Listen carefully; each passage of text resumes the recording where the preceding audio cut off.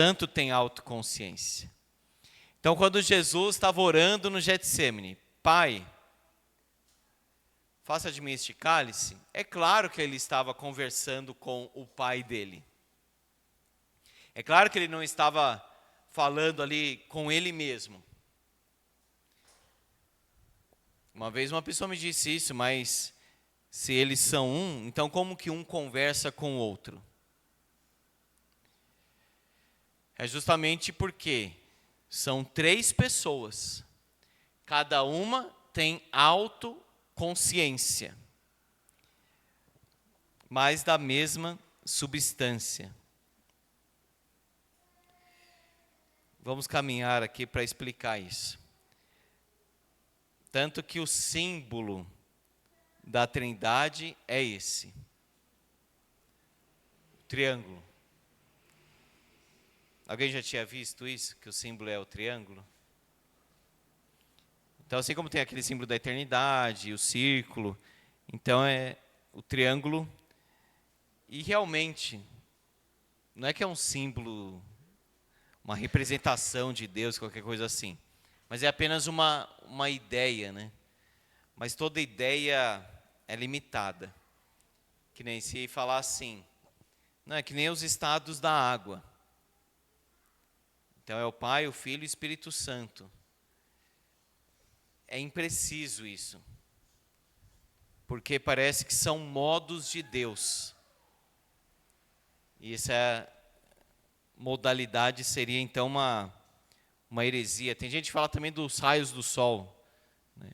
O próprio sol, os raios, o que chega no nosso corpo, como se fizesse uma referência à Trindade. É melhor, no sentido da Bíblia, nós observarmos a ação do Pai e a presença do Pai, a ação do Filho e a presença do Filho, e a ação e a presença do Espírito Santo. Veja o clássico momento trinitário do Jordão.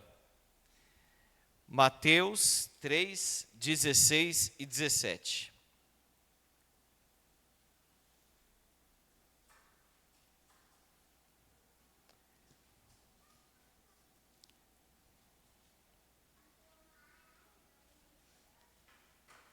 Abra aí, por favor. Mateus 3, 16 e 17. Batizado Jesus, saiu logo da água. E eis que se lhe abriram os céus, e viu o Espírito de Deus descendo como pomba vindo sobre ele. E eis uma voz dos céus que dizia: Este é o meu Filho amado, em quem me comprazo. O Senhor Jesus, ele cumpriu o seu ministério cheio do Espírito Santo. Veja em Atos capítulo 10,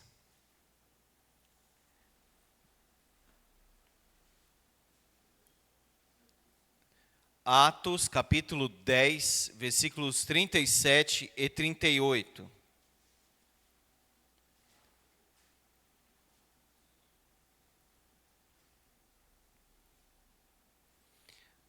Vós conheceis a palavra que se divulgou por toda a Judéia, tendo começado desde a Galileia, depois do batismo que João pregou. Agora, como Deus ungiu a Jesus de Nazaré com o Espírito Santo e com poder, o qual andou por toda parte, fazendo bem, curando a todos os oprimidos do diabo, porque Deus era com ele. Então veja, Jesus de Nazaré, ungido com o Espírito Santo.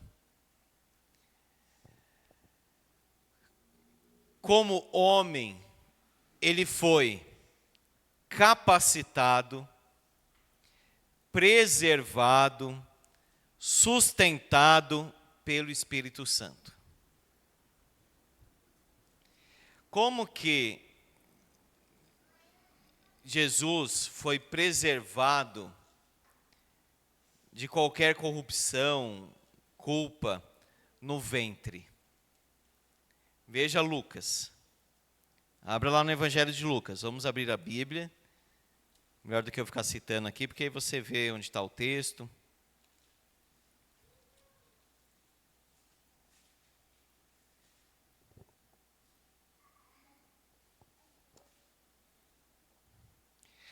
Lucas 1, o versículo 35. Lucas 1, 35. Peço para a Felismina ler, por favor.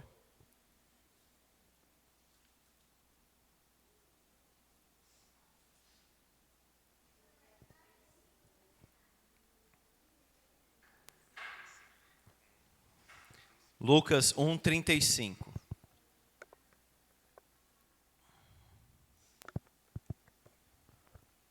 Respondeu-lhe o anjo: descerá sobre ti o Espírito Santo, e o poder do Altíssimo te envolverá com a sua sombra. Por isso também o ente santo que há de nascer será chamado Filho de Deus. Então, observem neste versículo a ação do Espírito Santo. Maria pergunta: como vai acontecer isso? Eu nunca tive relação com homem algum. Então, o Espírito Santo ia gerar de uma forma milagrosa,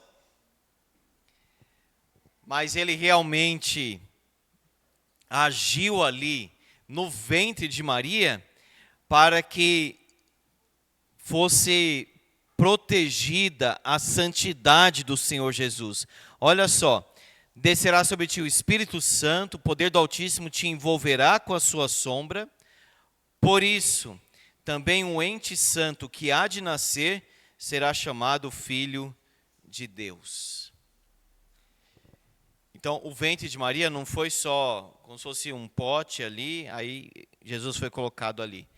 Não, foi uma concepção assim sobrenatural do Senhor Jesus, mas, digamos assim, como se fosse algo natural. O caminho, coisas assim. Mas houve aquela preservação da santidade, aquele envolvimento ali do Espírito Santo, sustentando Jesus. Meus irmãos, Jó 11 fala: quem pode entender os caminhos, os mistérios de Deus? Existem coisas que são reveladas a nós, outras não são. Deuteronômio 29. O texto de Jó é Jó 11, 7 e 8. Então, a gente não pode cair aqui numa especulação só por curiosidade, ou por conhecimento, por intelectualidade, porque este não é o propósito da Bíblia. A Bíblia tem um propósito espiritual, devocional. É claro que nós temos que conhecer o ser de Deus, mas não nesse sentido assim especulativo, né? Que seria assim infrutífero. Até aqui alguma pergunta? Colocação, Tércio? Eu tenho uma dúvida com relação ao termo Filho de Deus, porque em algumas partes da Bíblia, a impressão que eu tenho é que esse termo seria um sinônimo de próprio Deus, assim, né? Seria se confundindo. E aí eu queria saber se é isso mesmo. Por exemplo, falar Filho de Deus é como se fosse se declarando o próprio Deus. É isso mesmo. Por quê? Quando Jesus é chamado Filho de Deus, é em um sentido. Quando nós somos chamados assim de filhos de Deus, é em outro. Quer ver? Vamos ver em Gálatas, aí eu vou explicar por que isso significa então que ele é Deus. Gálatas, capítulo 4.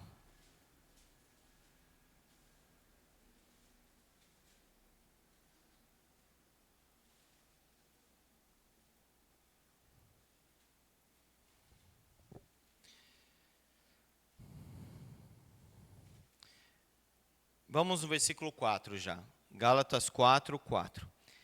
Vindo, porém, a plenitude do tempo, Deus enviou seu Filho, nascido de mulher, nascido sob a lei, para resgatar os que estavam sob a lei, a fim de que recebêssemos a adoção de filhos.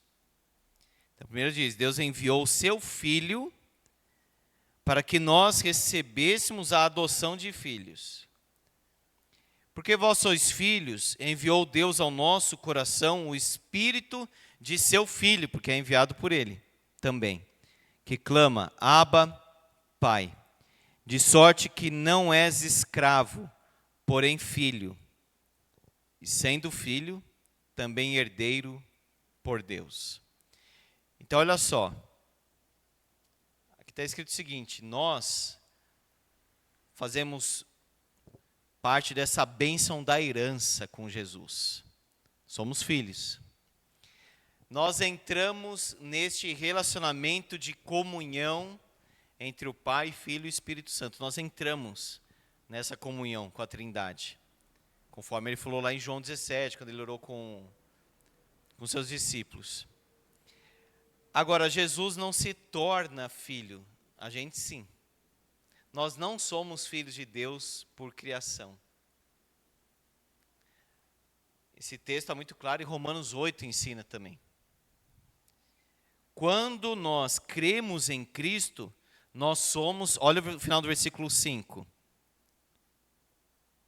Quais são as 3 palavrinhas aí? Começa com A. Adoção de filhos.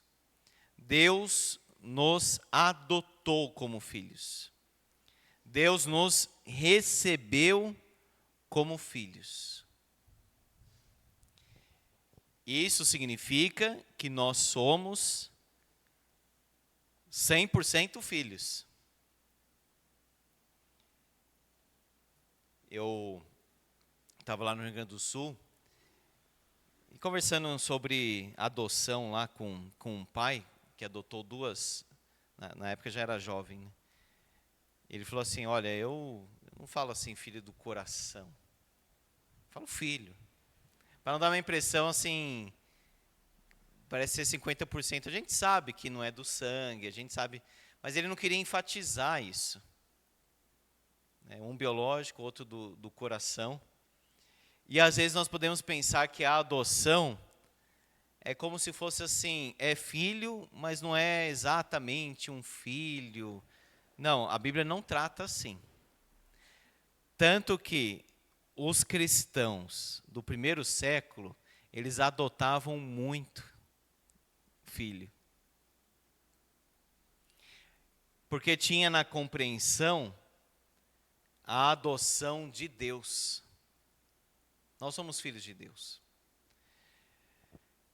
Por que adotava muito lá naquela época? Porque os pais eram mortos na perseguição, então uma família adotava do outro.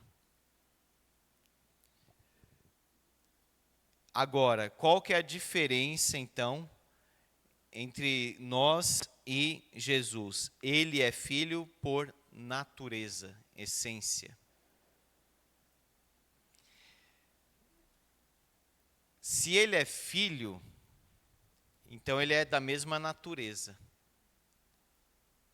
O meu filho, por exemplo, só pode ser um homem. Estou falando homem no sentido assim humano, né? A Luísa também, só pode ser uma pessoa, porque procede de mim.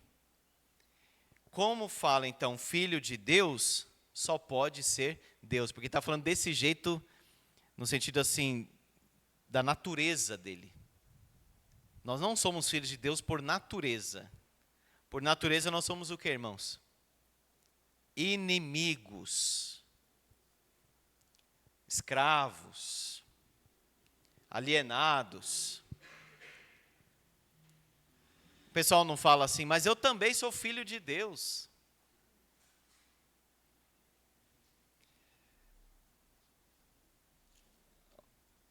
A Bíblia diz em João, a todos quantos o receberam, deu-lhes o poder, ou seja, a autoridade, a condição, de serem feitos filhos de Deus. Agora, a Bíblia usa essas categorias assim humanas para a gente entender. O reformador do século XVI usava o termo que é muito interessante, é o balbuciar de Deus. O que é o balbuciar da mamãe para o filhinho? Fala daquele jeitinho assim, fino, tentando comunicar alguma coisa, porque é um bebezinho. Então, João Calvino, é claro que respeitosamente, mas é só para ilustrar, ele fala o seguinte, é como se Deus usasse algumas expressões para chegar no nosso entendimento. É como se Deus fosse misericordioso e humilde, e aí ele usa algumas ilustrações. Então, Jesus não é o filho, obviamente no sentido gerado do Pai. Mas como essa categoria, filho, pai, obediência, quem procede, quem faz a vontade de, para nós é muito clara, então a Bíblia usa isso. A Bíblia usa essas categorias assim humanas para a gente entender sobre Deus. Agora, o filho adotado no Império Romano tinha os mesmos direitos que o filho natural, ou seja, por natureza. Então é por isso que fala que nós somos co-herdeiros com Cristo. Isso aqui é um mistério muito profundo para nós. Explicou direitinho? Mais alguma pergunta? Davi? Espera o microfone chegar, todo mundo ouve. Eu tenho uma certa dificuldade para entender a passagem de Mateus 3,16, que é quando o Espírito Santo ele desce com uma pomba, quando Jesus está encarnado na forma em carne, né? A questão é de que Jesus Cristo ele já naturalmente ele é unido ao Espírito Santo e ao Pai, Isso, né? Aí essa questão dele receber o Espírito Santo com a pomba, ele seria também ligado ao batismo no Espírito Santo e também com a forma que ele foi ressuscitado pelo Espírito Santo? E mais ou menos como entender a natureza de Deus, a Trindade em si. Olha só. Como Deus homem que era, ele foi ungido pelo Espírito Santo. Então lá em Isaías fala que pelo Espírito Santo ele ia pregar, pelo Espírito Santo ele ia libertar os cativos, ou seja, pelo Espírito Santo ele iria exercer o seu ministério. Ali, então, ele recebeu capacitação, poder para exercer o seu ministério. Por exemplo, todo mundo aqui tem o Espírito Santo, senão não seria crente. Tem o fruto do Espírito, é templo do Espírito. Agora, se Deus chamar alguém aqui para o ministério, o Espírito Santo, ele vai capacitar essa pessoa para cumprir esse ministério. Então, no Antigo Testamento, a gente vê o Espírito Santo agindo para capacitação também. Não só salvação, capacitação. Até para, como que chama? Como se fosse bordar, né? Fazer aquelas linhas, cortina. Era o Espírito que ajudava as pessoas. No cuidado, na inteligência, na capacitação. Por exemplo, Saul, que o Espírito Santo o capacitou. Depois saiu. E ele foi atormentado por demônio. Então o Espírito Santo entra no crente, depois sai? Não. Lá está falando do ministério de capacitação, no Antigo Testamento. Então quando fala descendo, quer dizer, naquele momento, porque olha só, o ministério dele começou depois. Logo depois do batismo, pode ver aí Mateus 3. Em Mateus 4, ele vai para o deserto para vencer Satanás, exatamente onde Israel caiu. E levado pelo Espírito, começa lá. Levado, é levado o termo que usa? Levado, né?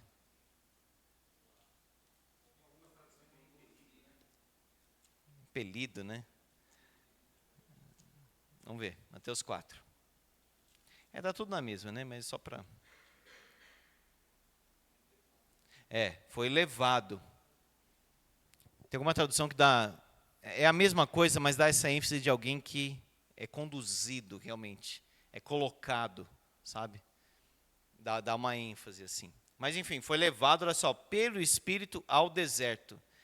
Triunfando no deserto, onde Israel falhou e caiu, como segundo Adão, aí ele tem agora o poder, a autoridade, a capacitação para exercer o seu ministério. Por exemplo, que nem você perguntou sobre o Espírito Santo descendo. Ele tinha o Espírito Santo, mas aqui houve uma plenitude. E por que também ele foi batizado se ele não tinha pecado? Tomando o nosso lugar. Tanto que ele falou para João Batista, convém cumprir toda a justiça. Ele não fala, eu venho aqui lavar os meus pecados, eu também sou homem, não. Ele se identificou aqui no seu batismo com o pecador e também ele se rendeu aqui ao Pai. Wagner.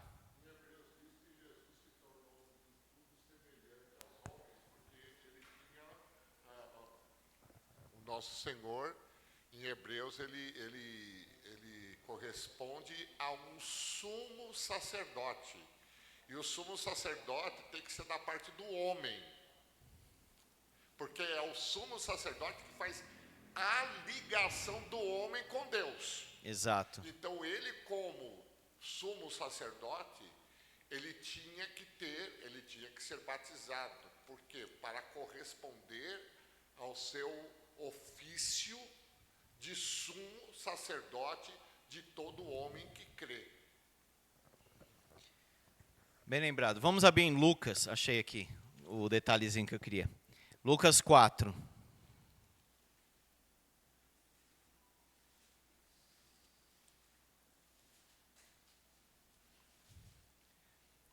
Não, estamos todos dentro do tema aqui, tá? Não estamos fora, não.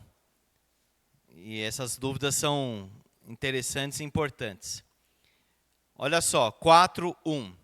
Jesus, cheio do Espírito Santo, viram aí?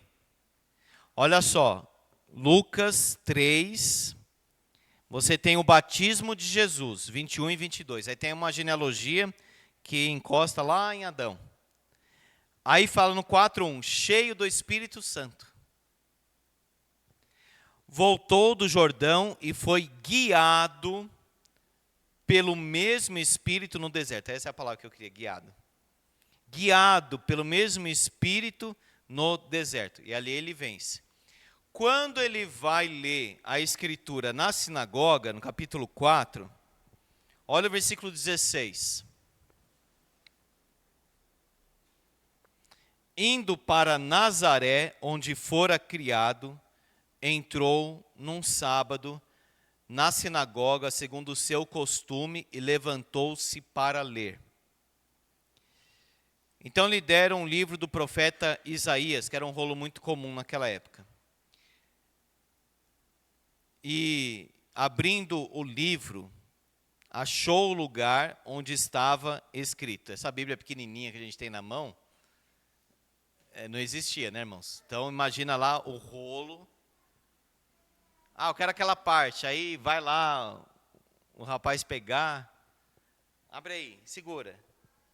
Vai abrindo assim. Então, por isso que fala, trouxeram, achou o lugar, o texto referente à sarça. Vamos lá, 17. É só para a gente situar. Então, lhe deram um livro do profeta Isaías e, abrindo o livro, achou o lugar onde estava escrito. Olha agora. O Espírito do Senhor está sobre mim. Olha como é capacitação. pelo que me ungiu para evangelizar os pobres, enviou-me para proclamar libertação aos cativos, restauração da vista aos cegos, para pôr em liberdade os oprimidos e apregoar o ano aceitável do Senhor. Tendo fechado o livro, devolveu ao assistente. E sentou-se. Todos na sinagoga tinham os olhos fitos nele, porque normalmente a pessoa fazia algum comentário, né? Então passou Jesus a dizer-lhes: hoje se cumpriu a escritura que acabais de ouvir.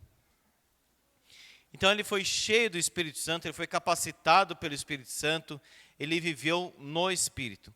Agora, Davi, abra por favor, e todos os irmãos, né? Em Efésios.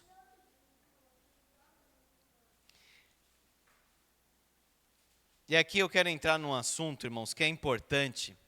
Eu estou cheio do Espírito Santo. Então você vai amar muito as pessoas. Você vai amar sua esposa, você vai fazer culto doméstico em casa, você vai trabalhar bem no seu trabalho lá, vai fazer as coisas tudo corretas. Isso que é ser cheio do Espírito Santo. Tanto que tem essa ênfase, sempre colocando o Espírito Santo, Espírito Santo. Olha só, capítulo 5 de Efésios. E não vos embriagueis com vinho, no qual há dissolução, mas enchei-vos do Espírito. Então, dissolução é aquela palavra usada assim para algo sem freio, né? Dissolução, algo excessivo. Alguém pode dizer, nossa, mas como que Paulo, na mesma linha aqui, fala, não se embriaga com vinho, fica cheio do Espírito? Que comparação é essa? O que é o embriagar com vinho, se não ficar dominado por ele? Ficar dominado, ficar tomado a tal ponto assim que já não é mais a pessoa, muitas vezes. Em Éfeso era muito comum, tinha a festa do deus Baco, aquelas festas terríveis lá. Ao invés de você beber e ficar embriagado, dominado pelo vinho, outro dia eu estava vendo um homem na rua assim, bêbado, né, alcoolizado totalmente, e dando um passo, quase caindo, aí o povo ajudando. Acho que era nessa padaria aqui. Pensando, que falta de dignidade, de honra neste homem, porque o homem, irmão, foi criado à imagem e semelhança de Deus. Deus fez o homem forte, Deus fez o homem para trabalhar, Deus fez o homem para amar, Deus fez o homem para servir.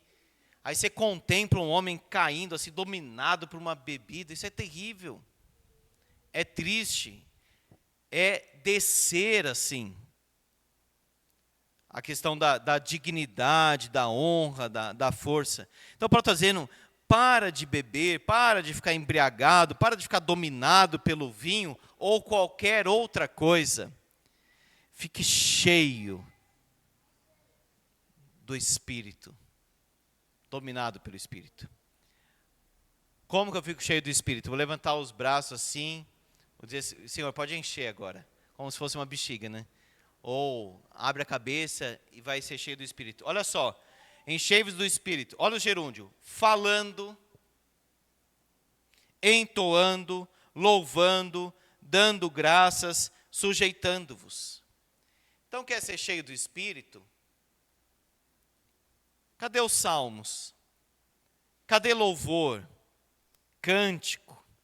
Cadê a gratidão? Amanhã nós vamos ter o culto de gratidão aqui na igreja. Culto de ação de graças. Vou até explicar a origem desse feriado. Aí o Espírito trabalha. Tenho certeza que aqui no culto de amanhã, o nosso coração vai ser trabalhado pelo Espírito Santo. Gratidão. E sujeitando-vos uns aos outros, quer dizer, dentro desse contexto de submissão mútua, de amor mútuo, que nós ficamos cheios do Espírito. Não é ir para o monte, falar em línguas, cair, aí levanta, gritar, ter choque espiritual. Não. É tudo dentro de uma vida normal, absolutamente normal. Ao mesmo tempo, espiritual. Então, isso aqui que é ser cheio do Espírito Santo. Para aprofundar sobre esse assunto, procure o sermão do reverendo Augusto Nicodemos. Ele escreveu até um livro sobre esse assunto, Cheios do Espírito. É assim, bem esclarecedor. Mas não é uma segunda etapa da vida cristã. Eu fui regenerado, depois batizado com o Espírito Santo. Esse intervalo, assim, a Bíblia não apresenta. Agora, o que a Bíblia apresenta é o seguinte: a ação do Espírito Santo vai ser cada vez mais forte. A pessoa que busca mais, ela tem mais poder espiritual para fazer a obra, para viver. Isso sim. Pode falar. É, a chamada segunda bênção. A primeira bênção, desculpa. A primeira bênção é a salvação na interpretação deles, né? E a segunda bênção é o batizado com o Espírito Santo, aí começa a Falar em línguas e tal. enrolar a língua. Né? Obrigado. Agora, lá em Atos, teve isso. As pessoas creram e depois foram batizadas com o Espírito Santo. E aí passaram a falar em novas línguas. Mas aquele período lá era um período de transição. Eu tenho até um documento do Supremo Concílio que explica bem esse contexto. Por que ali foi necessário esse intervalo. Mas veja que o batismo com o Espírito Santo foi acompanhado de línguas. E língua ali é idioma. Idioma. Agora, em Corinto, Paulo não diz assim, é um teste. Quem fala em língua é batizado com o Espírito Santo. Paulo até fala, nem todos falam em línguas. E eu prefiro falar palavra com entendimento do que em línguas. Ele até, um pouco, né? Não é que ele despreza, mas ele despreza no sentido assim, de colocar sobre a língua a profecia. Celso, não? Vamos lá. A Bíblia enfatiza o que sobre o Pai? A Bíblia enfatiza que Ele é o Criador e, em certo sentido, assim, o planejador. Porque o Filho executa a vontade do Pai. Então, no sentido maior, nós podemos colocar aqui o Criador, mas participa da criação o Filho e o Espírito Santo. Mas eles são como que agentes, porque Deus criou todas as coisas pela palavra do seu poder. O Filho, já viu que ele é chamado de primogênito? Aí o pessoal já vai dizer, tá vendo? Ele foi criado. Abra lá, por favor, em Colossenses capítulo 1.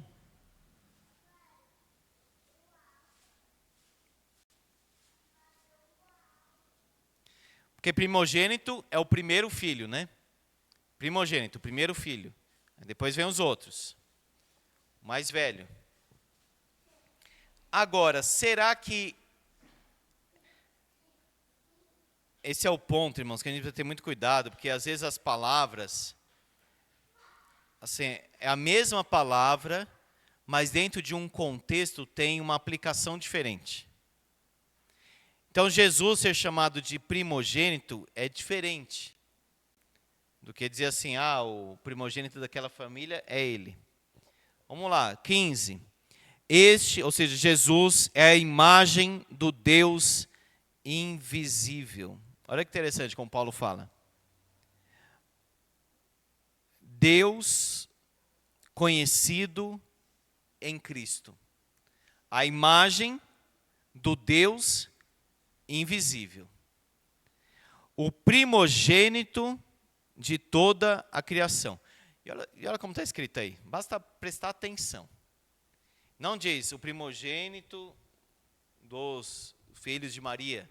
O primogênito dos irmãos. O primogênito de toda a criação. Então a ênfase que se dá era na primazia do primogênito. Ou seja, a palavra aqui enfatiza que ele é o Senhor de toda a criação. A palavra eu até quis colocar aqui no grego para lembrar, tá? Essa primeira parte, proto, tá vendo? Isso, protótipo, vem daqui. Então, olha só, preceder todos os outros em tempo, espaço ou grau. Então, não quer dizer que Jesus é o primeiro da criação, como ser criado. As testemunhas de Jeová acham que ele foi criado, os mormons dizem que ele foi criado também. Exato, olha só. Pois nele foram criadas todas as coisas. Então a ideia de primogênito aqui não é o primeiro a ser criado. Tanto que fala, versículo 16. Pois nele foram criadas todas as coisas. É como se ele fosse o motor de toda a criação, o primeiro motor. Nele foram criadas todas as coisas, no céu, sobre a terra, as visíveis e invisíveis, sejam tronos, soberanias, quer principados, quer potestades. Olha agora, tudo foi criado por meio dele e para ele. Nesse sentido, ele é o primogênito de toda a criação. Olha o 18, ele é a cabeça do corpo da igreja. Ele é o princípio, o primogênito de entre os mortos, para em todas as coisas ter a primazia. Por isso que diz 17, ele é antes de todas as coisas. Então, olha só. Aqui, provavelmente, compreendido como ainda incluindo todos os direitos e privilégios. Porque lembra do direito de primogenitura? Também vem aqui com essa ideia do primogênito. Quando fala, então, irmãos, que ele é o primogênito da criação, ou seja, ele tem a primazia, ele é antes de toda a criação. Primogênito de entre os mortos, porque ele é o primeiro a ressuscitar e permanecer vivo. Ficou clara a questão do Jesus como primogênito? Ele foi de Maria, aqui em termos humanos, mas não no sentido de ter sido criado. Ele é eterno. Senão ele não poderia dizer que ele é o alfa e o ômega, né? Então ele não é o alfa e o ômega. O Espírito Santo não é uma força, é uma pessoa.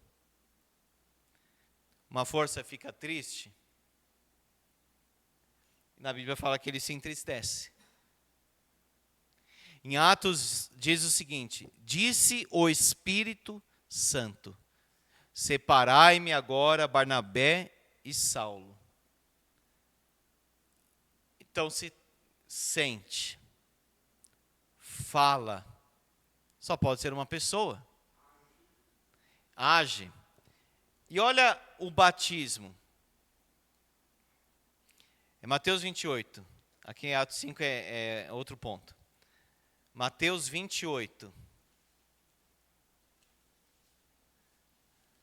Quando a gente fala o nome de Deus, Senhor, nós adoramos o teu nome. É claro que a gente não está falando que a gente adora Yahvé. Ou qualquer que seja o nome dele lá, Jeová, Yahvé, Jeová, que alguns falam, mas com certeza não é. Não está adorando o nome. Nós estamos adorando a pessoa. Então, olha só. Meus irmãos, isso aqui deveria ser muito claro, para indicar que o Espírito Santo é uma pessoa. Mateus 28, 18 a 20. Jesus, aproximando-se, falou-lhes, dizendo: toda autoridade foi dada no céu e na terra. Ide, portanto, fazei discípulos de todas as nações. Olha agora. Batizando-os em nome do Pai e do Filho, ou seja, em nome do Filho e do Espírito Santo, ou seja, em nome do Espírito Santo. Indicando que ele é uma pessoa, em nome de Pai. Então você tem assim, em nome de, é como se tivesse 3 pontos: Pai, Filho, Espírito Santo, no nome de cada um deles. quando Pedro diz assim, você mentiu para Deus, depois ele fala, mentiu para o Espírito Santo. Alguma pergunta? Esse ponto aqui acho que é mais claro, né?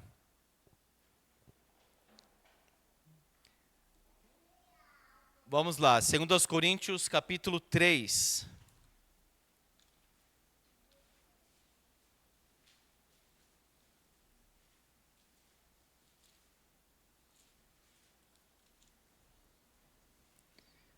(17 e 18). Júlio, por favor, 2 Coríntios 3, 17 e 18.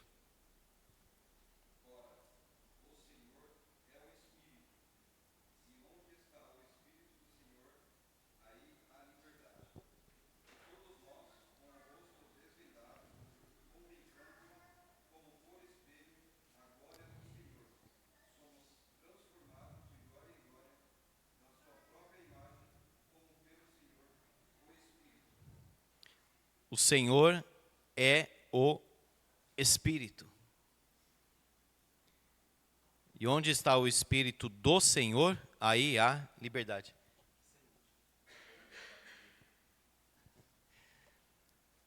Então, olha só, como está bem claro aí, a unidade entre as pessoas da Trindade. Tanto que ele chega a dizer, o Senhor é o Espírito. Meus irmãos, um lado prático dessa doutrina da Trindade é o seguinte: Pai, Filho, Espírito Santo. Os três agindo poderosamente em favor da nossa vida. Porque o Pai criou todas as coisas e nos amou antes da fundação do mundo, nos escolheu, planejou a nossa salvação. O Filho, servo, se encarnou para nos salvar. Ele se encarnou, diz o salmista, quando ele chegou nesse mundo, ele diz, eu quero fazer a tua vontade, Pai. Então veja, a segunda pessoa da Trindade, o Filho, Cordeiro, Senhor e servo ao mesmo tempo, para nos salvar. E o Pai e o Filho enviam o Espírito. O Espírito nos deu um novo coração, diz João 3. Ele não só deu um novo coração e saiu. Ele deu um novo coração e nesse coração agora ele habita. Esse é o templo de adoração. Agora, o templo da presença de Deus, da presença do Espírito Santo, no sentido de habitação, de selo, de penhor, é o nosso corpo. Por isso que Paulo diz, nós temos que honrar o corpo, porque o Espírito habita nesse corpo. Paulo chega a dizer, porque lá em Corinto a prostituição era generalizada, muitas pessoas vieram do paganismo, então ele tinha que corrigir algumas questões nesta área.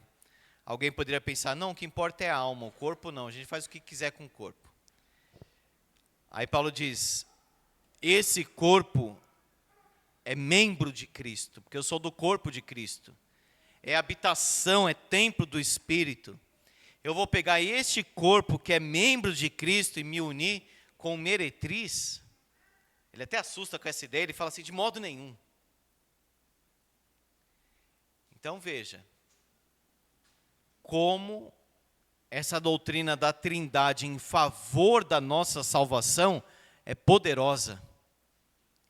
Porque o Espírito Santo intercede por nós. O Espírito Santo intercede na nossa fraqueza, dentro de nós. O Filho intercede por nós diante do Pai. Por isso que nós não iremos nos perder, porque eles intercedem por nós. E a intercessão do Filho e do Espírito são eficazes. Eles oram segundo a vontade, eles pedem segundo a vontade do Pai perfeitamente. Então nós vivemos no Espírito, nós somos habitados pelo Espírito Santo, nós frutificamos no Espírito, nós oramos no Espírito. Essa é a doutrina da Trindade, é a ação da Trindade. Tudo para a glória de Deus. Em Efésios, capítulo 1, você vê lá o Pai, o Filho e o Espírito Santo. Está lá em Efésios 1. O Pai nos escolheu antes da fundação do mundo e enviou o seu Filho, o amado, para morrer em nosso lugar.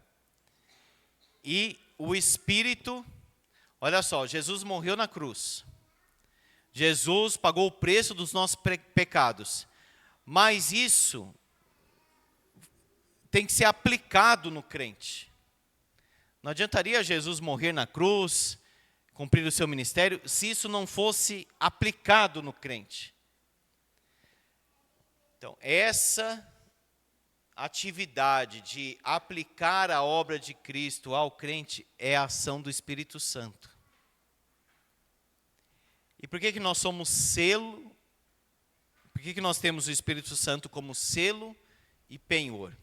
Selo é propriedade. Naquela época você pegava a correspondência assim, vamos ver se está com o anel do rei. Aí só o rei tinha aquele anel, aquele jeito, etc. Então o Espírito Santo mostra, você é de Deus. Não tem o Espírito Santo, não é de Deus. Essa é a marca do crente. A marca da besta, então, significa o seguinte, ele pertence a outro. Nós temos a marca de Deus, que é o Espírito Santo, o selo. E o penhor? O que é penhor, irmãos? Garantia. O pessoal que joga futebol aí, vôlei, tem que deixar um sinal, né? Eu só lembrei disso agora, com sinal, mas um monte de coisa tem sinal, né? Às vezes o hotel só faz reserva se você der uma parte. Aí que usufruiu, você dá outra parte. Quando Paulo fala sobre o Espírito Santo como penhor, é o seguinte, quando Jesus voltar, nós que temos o Espírito Santo, nós temos este sinal, esta garantia, Deus nos tomará para si, é o penhor, é a garantia.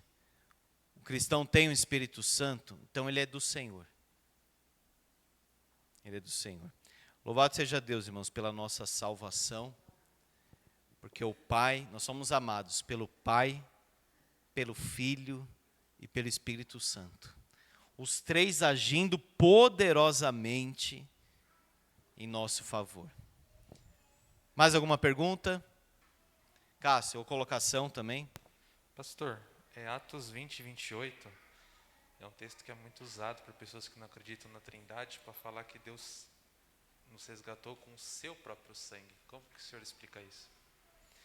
Vamos ver. Como nós explicamos, né? Sim. Atos 20 e 28.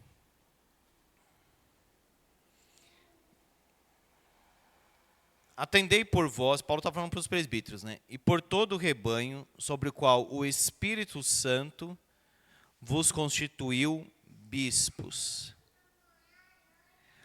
para pastoreardes a igreja de Deus, a qual ele comprou com o seu próprio sangue. Eu tinha um professor lá no seminário,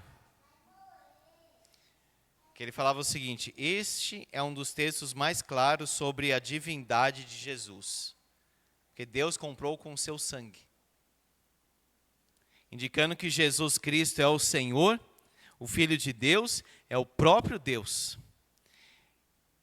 Agora, é claro que é muito especulativo falar assim, mas como Deus morreu na cruz? Deus não morreu na cruz. Quem morreu foi o Deus encarnado, o Verbo. Agora, não foi assim que Deus, o Pai, vai você, eu não vou. Não, Ele comprou com o seu sangue, na pessoa do Filho. E o próprio Filho também, sendo Deus, derramou o seu sangue. Por isso que fala, Olha só como está aqui. A igreja de Deus, a qual ele comprou com o seu próprio sangue. Então é uma referência clara à divindade do Senhor Jesus aqui. Só se mexer na tradução assim vai ficar um pouco diferente. Vamos orar, irmãos? Louvado seja o teu nome, ó Deus, Criador do céu e da terra, nosso Redentor, nosso Pai. Nós somos teus filhos, louvado seja o teu nome. Nós estávamos fora, Senhor. Fora da aliança, fora da tua graça, fora da tua promessa, sem esperança alguma, e o Senhor nos salvou. Teu Espírito habita no nosso coração. O Teu Espírito, Senhor, santifica a nossa vida. O Teu Espírito fortalece a nossa vida. Que nós possamos então, Senhor, Te amar, viver este amor, viver, ó Deus, no contexto espiritual e não carnal, mundano. Ó Pai, como é grande o Teu amor, Senhor, por nós. Como é profundo, ó Deus, aquilo que o Senhor fez. Recebe, Pai, a nossa gratidão, recebe a nossa adoração,